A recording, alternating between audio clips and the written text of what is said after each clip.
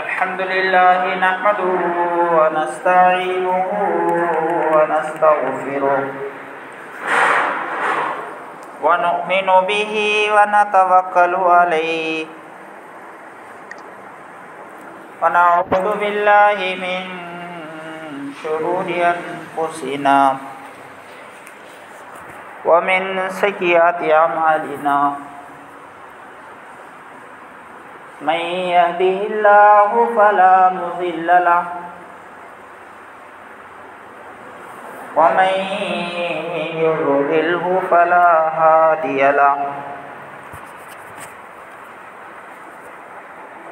व नशहदु अल्ला इलाहा इल्लल्लाहु वहदहु ला शरीक लहु व नशहदु अन्न सय्यिदना व मौलाना मुहम्मदन अब्दुहु व रसूलुहु अम्मा बाद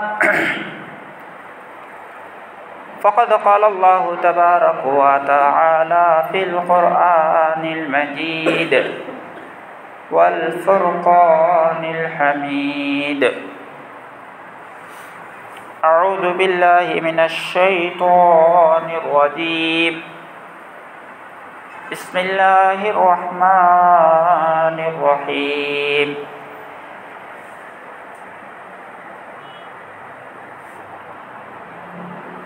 या अय्युहल्लज़ीना आमनू कुतिबा अलैकुमुस्सियाम कमा कुतिबा अलल्लज़ीना मिन क़ब्लिकुम लअल्लकुम तत्तक़ून वक़ाल तआला फ़ी मौज़िन आख़र शहरु रमज़ानल्लज़ी उन्ज़िल फ़ीहिल क़ुरआन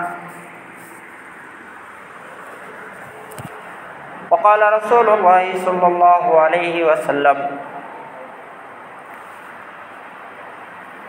मन साम रमज़ान ईमानन वहतिसाबन गुफ़िर लहु मा तक़द्दम मिन ज़ंबिही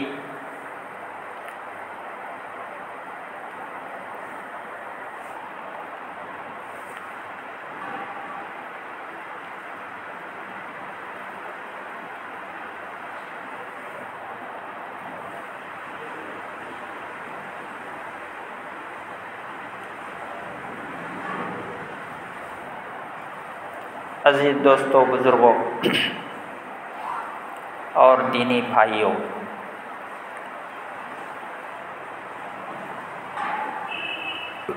रमज़ान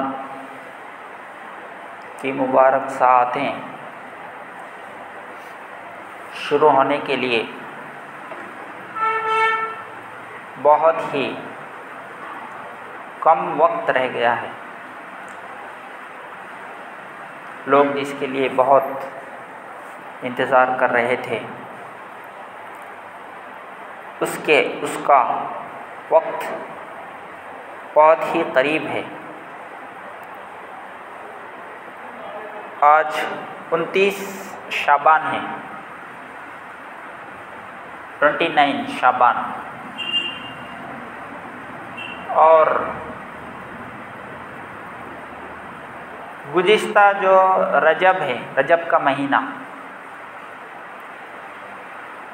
वो 30 का था, 30 का, रजब 30 का, शाबान 29 का, और अरबी महीने में 31 नहीं रहता, 29 नहीं तो 30, 28 भी नहीं रहता। जैसे अब अंग्रेज़ी महीने में फरवरी जो है वो 28 पे एंड होता है, कभी 29। लेकिन अरबी में ऐसा नहीं है, या तो 29 का रहता या तो 30 का रहता, 28, 29 नहीं तो 30। और आप ये भी कायदा जान लीजिए कि कभी भी जो है अरबी महीने एक साथ सेम नहीं रहते। यानी दोनों महीने 29 आया ऐसा नहीं रहता, दोनों महीने एक साथ जो है 30 आया ऐसा भी नहीं रहता। एक 29 है तो दूसरा 30 रहता, एक 30 है तो दूसरा 29 रहता।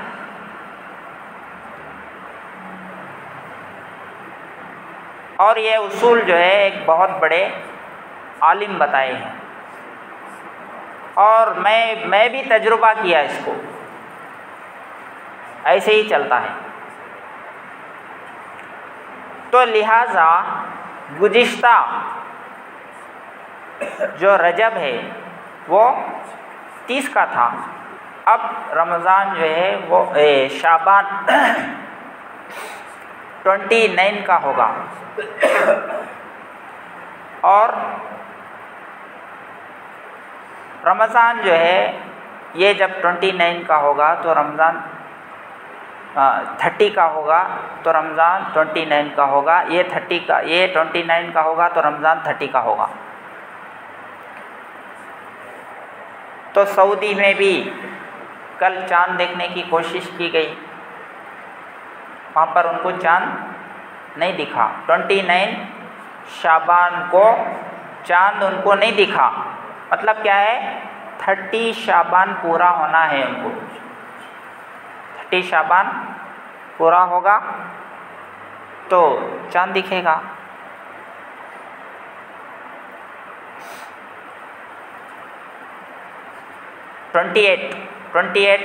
में 29 में उनके हिसाब से 29 में उसको देखने की कोशिश करें, लेकिन उनको चाँद नज़र नहीं आया। लेकिन कल या आज नज़र आएगा। तो बहरहाल अल्लाह के नबी सल्लल्लाहु अलैहि वसल्लम ख़ासकर रमज़ान की चाँद के बारे में हुक्म दिया है कि उसका ख़्याल रखा करो।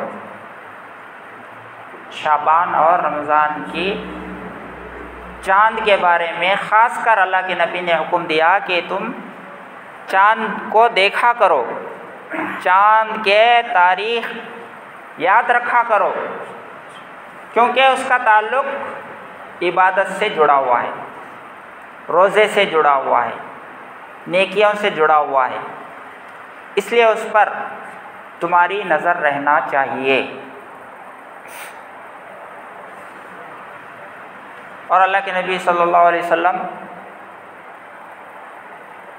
रमज़ान शुरू होने से पहले, रमज़ान शुरू होने से पहले एक दिन पहले लोगों को जमा करके ख़ासकर रमज़ान की अहमियत, रमज़ान की फ़जीलत, रोज़े का फ़ायदा, तरावी का फ़ायदा, सदक़े का फ़ायदा, रोज़े का इफ़्तार कराने का फ़ायदा, सहरी का फ़ायदा, अल्लाह के नबी सल्लल्लाहु और नफिली इबादात का फ़ायदा अल्लाह के नबी सल्लल्लाहु अलैहि वसल्लम तफसील से बताते थे।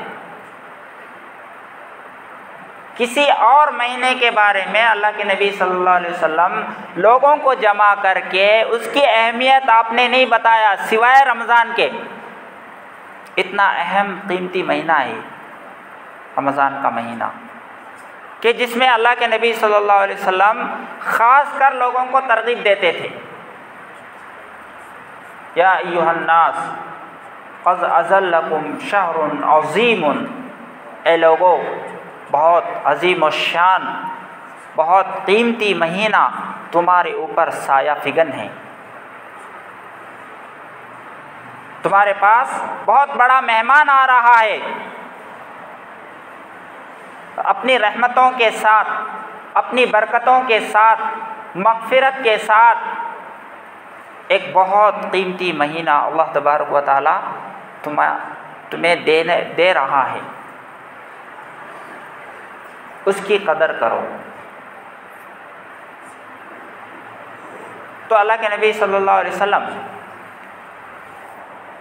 रमज़ान के फ़ायदे हदीस में रोज़े का फ़ायदा, तरावी का फ़ायदा, इफ़्तार कराने का फ़ायदा, और दूसरे नेकियां करने का फ़ायदा तफसील से अल्लाह के नबी सल्लल्लाहु अलैहि वसल्लम बताते, और हम बहरहाल कई रमज़ानों में सुन चुके हैं, सुनते रहते, कई रमज़ानों से वो बातें सुनते हैं और अमल भी करते हैं उन बातों पर जो अल्लाह के नबी सल्लल्लाहु अलैहि वसल्लम जिन बातों की तरगीब दिलाए हैं, जिन बातों की तरफ तवज्जो दिलाए हैं, उनको सुनते भी हैं। अल्हम्दुलिल्लाह ईमान वाले अब तक और क़ियामत तक इन बातों पर अमल करते आए हैं और अमल करते रहेंगे जब तक इस्लाम बाक़ी रहेगा, जब तक दुनिया बाक़ी रहेगी। ये अल्लाह के नबी सल्लल्लाहु अलैहि वसल्लम की तालीमात पर मुसलमान अमल करते रहेंगे।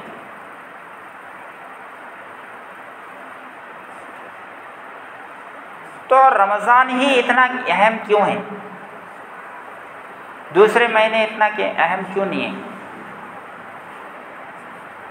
रमज़ान ही ज़्यादा अहमियत क्यों है इसकी अहमियत इतना ज़्यादा क्यों है? उसकी वजह यह है कि सबसे ज़्यादा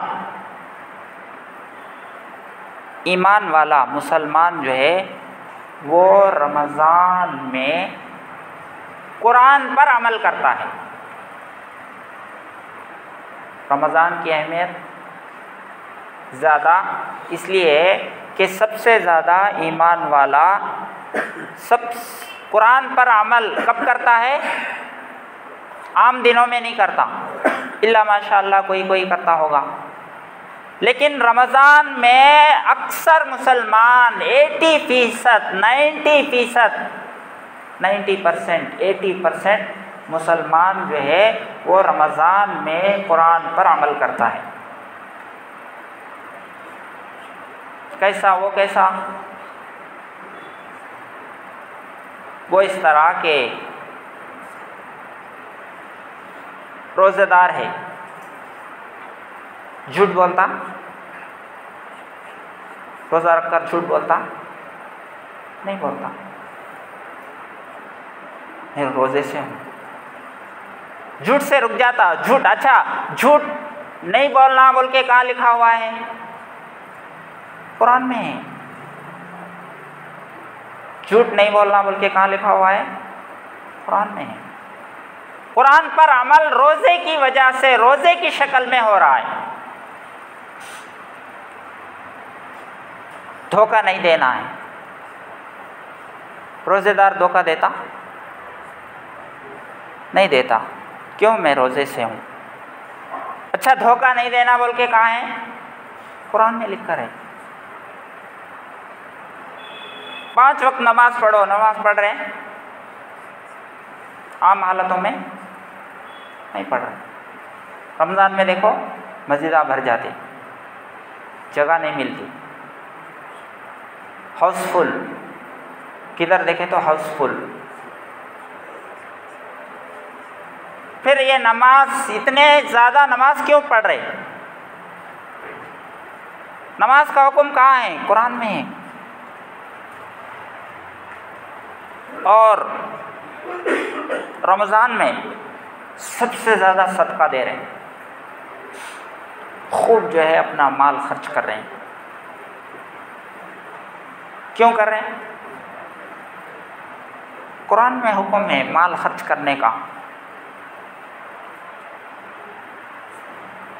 तो ये यानी ज़कात अदा कर, रमज़ान में ज़कात अदा किया जा रहा है।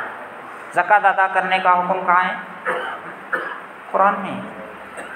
सदका खैरात करने का हुक्म कहाँ है? कुरान में है। नमाज़ पढ़ने का हुक्म कहाँ है? कुरान में है। किसी को गाली नहीं देना है, कहाँ है? कुरान में है। तो सबसे ज़्यादा मुसलमान टोपी पहनने का हुक्म, टोपी रमज़ान में देखे कैसे कैसे आदमी लोग यानी इस्लामिक हालत में आ जाते हैं। क्या है? यह रमज़ान की बरकत है। यानी सबसे ज़्यादा अमल अगर कोई इस्लाम यानी कुरान पर किया जाता है तो वो रमज़ान में किया जाता है। इसीलिए जो है रमज़ान की अहमियत ज़्यादा है और महीनों के मुकाबले में। कोई भी चीज़ आप देखेंगे तो क्या है, रमज़ान में ज़्यादा किया जाता है। तो रमज़ान में करने का मतलब, चूँकि रमज़ान कुरान का महीना है, कुरान जो है रमज़ान में नाजिल हुआ है, तो सबसे ज़्यादा अमल भी उसी महीने में मुसलमान करते हैं। इसलिए इसकी अहमियत बहुत ज़्यादा है। रमज़ान की अहमियत दूसरे महीनों के मुकाबले में सबसे ज़्यादा इसीलिए है, ये कुरान का महीना है।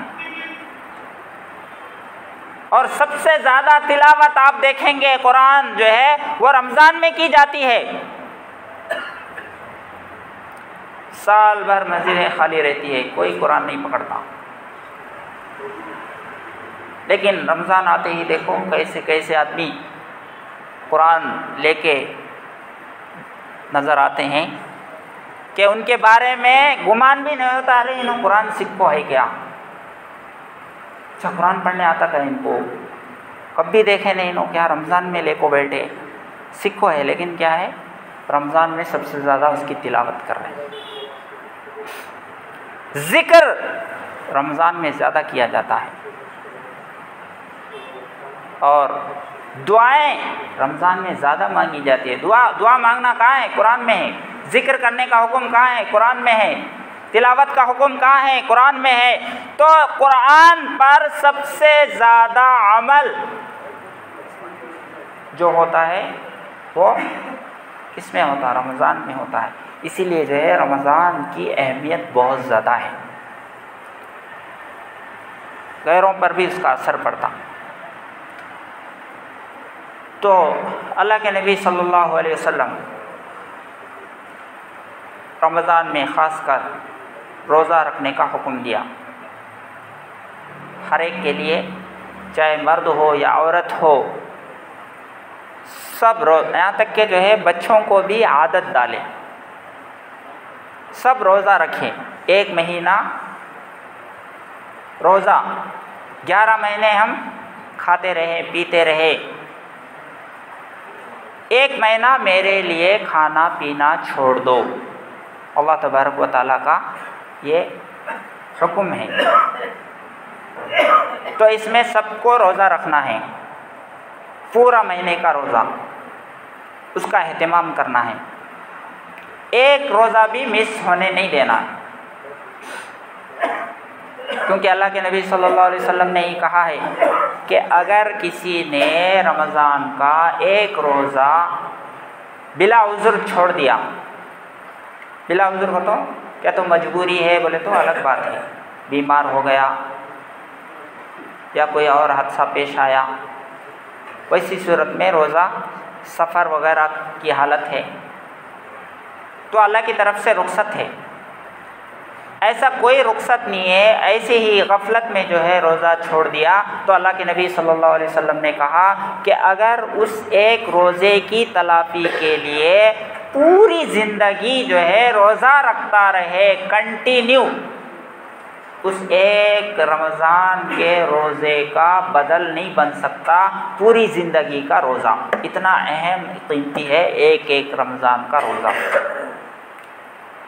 इसलिए हमें चाहिए कि पूरे रोज़े रखने की कोशिश करें।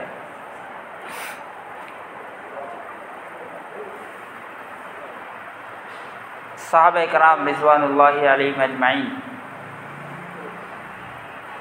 रोज़ा तो उनको बहुत, रोज़े से बहुत मोहब्बत, वो भी गर्मी में रोज़ा रखना। हम और आप सुनते हैं हज़रत अब्दुल्लाह इब्न उमर रज़ियल्लाहु तआला अन्हु कहीं सफ़र कर रहे थे, रास्ते में दोपहर का वक्त, खाने पीने का वक्त, थक गए, आराम का वक्त है। उस वक्त जो है एक जगह पड़ाव डाले और वहाँ पर एक बकरियां चराने वाला था। उन्होंने इनको खाने के लिए बुलाया, आओ हमारे साथ खा लो। तो उस बकरियां चराने वाले ने कहा कि मेरा रोज़ा है, मैं रोज़े से हूँ, मैं खाना नहीं खाता। यानी एक बकरियां चराने वाला, वो भी धूप में, कड़क धूप में, प्यास और भूख को बर्दाश्त कर रहा है, बकरियां चरा रहा है। वो भी कौन सा फ़र्ज रोज़ा नहीं, नफिल रोज़ा रख रहा है वो। तो सहाबा किराम फ़र्ज रोज़े छोड़ने का सवाल ही नहीं उनके पास, एक्स्ट्रा जो है नफिल रोज़े भी रखा करते थे। तो हमें भी चाहिए कि हम कम से कम फ़राइज़ का तो है, नफिल तो हमारे से इल्ला माशाअल्लाह कोई रखता होगा, लेकिन फ़र्ज रोज़े तो हमारे नहीं छूटना चाहिए। एक सहाबी हज़रत यमामा रज़ियल्लाहु ताला अन्हु अल्लाह के नबी सल्लल्लाहु अलैहि वसल्लम से सवाल पूछे, अल्लाह के नबी मुझे ऐसा अमल बता दीजिए कि जिसको करके मैं जन्नत में जाने वाला बन जाऊं। अल्लाह के नबी सल्लल्लाहु अलैहि वसल्लम ने कहा कि तू रोज़े को लाजिम पकड़ ले, तू रोज़े को लाजिम पकड़ ले।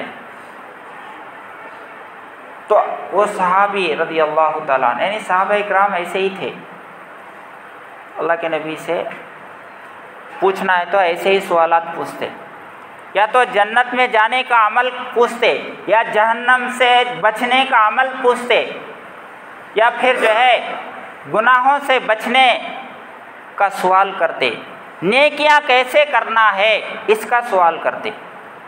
सहाबा इकराम का ये जज्बा था।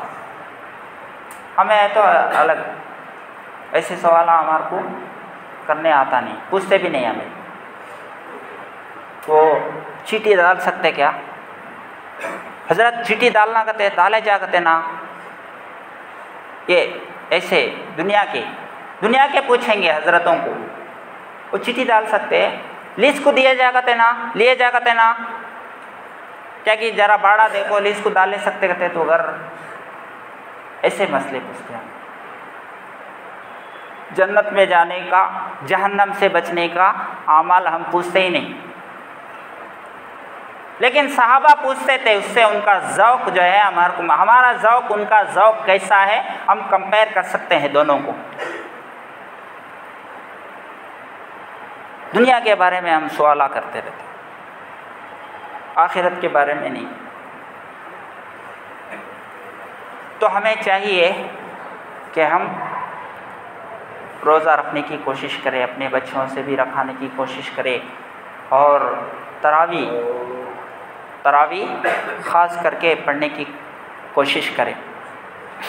और ये रोज़ा ऐसा अमल है कि इसकी वजह से लोग इस्लाम में भी आ जाते। एक शिहाब, कुदरतुल्लाह शिहाब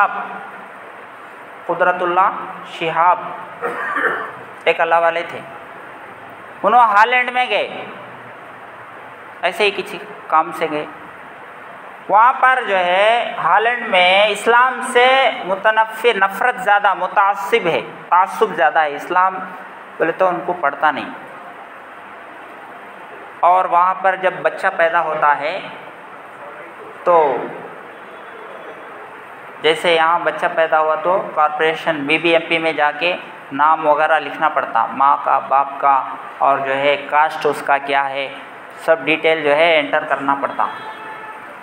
वहाँ पर बच्चा जो है पैदा हुआ तो वहाँ भी एंटर करेंगे, लेकिन वहाँ पर जो मजहबी खाना है, यानी कौन सा रिलीजन वाला है उन्हें, वो खाली रखते कहते, वो भरते नहीं उसको। क्यों? इसलिए कि वो बच्चा बड़ा होने के बाद अपने समझ से जिस मज़हब को इख्तियार करना चाहता उन्हें खुद लिख लेना हो। तो आदमी फ्रीडम, ऐसा यानी इतना ज़्यादा और वहाँ पर जो है इस्लाम के अलावा कौन सा मज़हब भी इख्तियार कर सकते, ऐसा कानून है। यानी इतना ज़्यादा इस्लाम से उनको नफ़रत है। तो वहाँ का एक मैनेजर, स्ट्रीम का मैनेजर, जब जो है वो पड़ोस मुल्क में अपने यानी वो जहाज़ भर लेके जाना और लेके आना उनका वो काम है। एक मुसलमान को उन्होंने मजदूरी करते हुए देखा और वो बिल्कुल दोपहर का वक्त है और पसीना बह रहा है, प्यास लग रही है, शिद्दत की गर्मी है। ऐसे वक्त में जो है पानी पेश किए उन्होंने पिए नहीं। फिर बाद में क्या करें, उनको अंदर रूम में ले गए, रूम में ले जाके पानी पिलाने की कोशिश करे, लेकिन वो पी नहीं रहा। कितनी बार कहा कि कौन भी नहीं देख रहा है, पी लो। बाहर तो सब लोग देख रहे हैं, कम से कम यहाँ अंदर है, अंदर कौन भी नहीं देख रहा है, पी लो। लेकिन वो नहीं पी रहा। तो वो समझा कि कोई प्रेशर है इसके ऊपर, कोई रोक रहा है इसको, इसीलिए ये नहीं पी रहा है, हालांकि पीने की ज़रूरत है। तो उसके बाद उसने जो है इस्लाम के बारे में सर्च करना शुरू कर दिया। फिर उस एक आदमी के रोज़े की वजह से वो मुसलमान बन गया। तो इस्लाम का एक एक अमल ऐसा है कि उसकी वजह से दूसरों को हिदायत मिलती है। तो अल्लाह ताला ने कुरान और रोज़ा इसीलिए दिया है ताकि जो है हमारे अंदर तक़वा पैदा हो जाए। ख़ासकर हमें गुनाहों से बचना चाहिए। अल्लाह ताला हम सबको अमल की तौफ़ीक़ अता फ़रमाए। के बारे में 8 बजे आज़ान, 8:15 बजे जमात, 8:30 बजे राइट, 8:30 बजे तरावी की नमाज शुरू। 8 बजे आज़ान, 8:15 बजे जमात, 8:30 बजे तरावी। हमारी मस्जिद में तरावी और जमात, इशा की जमात 8 बजे अज़ान होगी और 8:15 बजे जमात होगी। और जमात के बाद सुन्नत नफिल पढ़ने के बाद फिर तरावी भी 8:30 के करीब तरावी भी शुरू होगी। हमारी मस्जिद में इशा की नमाज 8:15 बजे, अज़ान 8 बजे और तरावी जो है 8:30 बजे अदा की जाएगी। इंशाअल्लाह तमाम हज़रात टाइम पर आने की कोशिश करें।